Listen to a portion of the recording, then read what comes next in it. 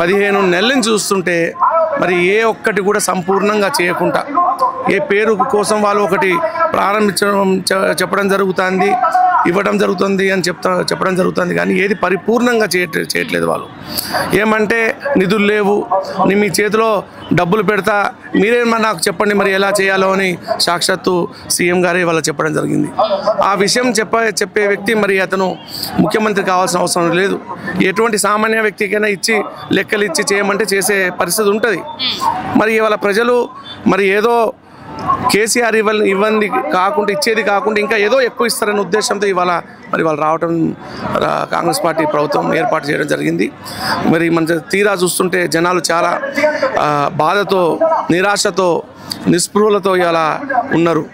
వాళ్ళకి ఒక వెన్నుపోటు పొడిచినట్టు మాట తప్పి, మా చెల్లెమ్మకైతే ప్రతి ఇంట ఒక 2-3 చెల్లెమ్మలు అక్కలు ఉంటారు. ప్రతి వారికి మరి 2500 రూపాయలు ఇస్తా అని రేవంత్ రెడ్డి గారు చెప్పడం జరిగింది. ఒక్కరు కూడా ఇవ్వటం జరగట్లేదు. డబుల్ బెడ్రూమ్ ఇల్లులు కూడా, అంటే డబుల్ అంటే ఇంద్రమ్మ ఇల్లులు అని వాళ్ళ ఉద్దేశంలో ఇంద్రమ్మ ఇల్లులు కూడా ఇస్తామని చెప్తారు, కానీ ఊరికి 20-30 కూడా రావటం లేదు. గతంలో కేసీఆర్ గారు డబుల్ బెడ్రూమ్ ఇవ్వడం జరిగింది. దఫాలుగా ప్రతి సంవత్సరం 20, 30, 40, 50 అని ఇచ్చుకుంటూ వచ్చారు. కానీ ఇలా రేవంత్ రెడ్డి గారు ఏ ఒక్క పథకం కూడా పరిపూర్ణంగా చేయకుండా చాలా జనాల్ని చాలా బాధ పెట్టడం జరిగింది. నీళ్లు కూడా ఎప్పుడు లేని ఆంధ్రాలో ఒక నీళ్ళు అంటే ఆంధ్ర అంటే నీళ్ళు అనే భావనలు ఉండే, అటువంటి భావన నుంచి ఇవాళ తెలంగాణలో 2 పంటలు వేసి బ్రహ్మాండంగా పంటలించే పంటని ఇవాళ రేవంత్ రెడ్డి గారు ఏదో ఒక పిల్లర్ కూలిపోయిందని, కాళేశ్వరం ఫెయిల్ అయిందని మభ్యపెడుతున్నారు. ఏ కాస్త కూస్తో క్రాక్ వస్తే దాన్ని వెంటనే 2 నెలల్లో 3 నెలల్లో దాన్ని రిపేర్ చేసి తిరిగి మనం రైతాంగానికి నీళ్ళు ఇచ్చే పరిస్థితి ఉంటుంది. కానీ వాళ్ళు దాన్ని పక్కన పెట్టి బురద చల్లటం జరుగుతుంది. కాబట్టి రాబోయే రోజుల్లో మళ్ళా టీఆర్ఎస్ గవర్నమెంటే మళ్ళీ వస్తుంది.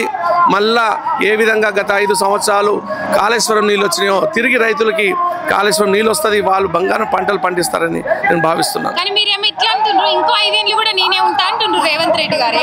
ఇక వాళ్ళు పగటి కళ్ళలు కంటారు కనుక్కొని దానికి తప్పేం లేదు.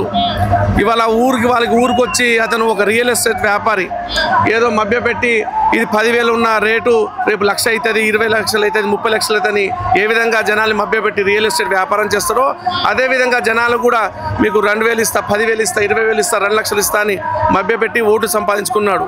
అతను ప్రశాంతంగా ఇవాళ ముఖ్యమంత్రి అయిండు. అతనిది మరి వారు రేపు 2-3 సంవత్సరాల తర్వాత వాళ్ళు దిగిపోయినా కూడా వాళ్ళు హ్యాపీగా ఉంటారు.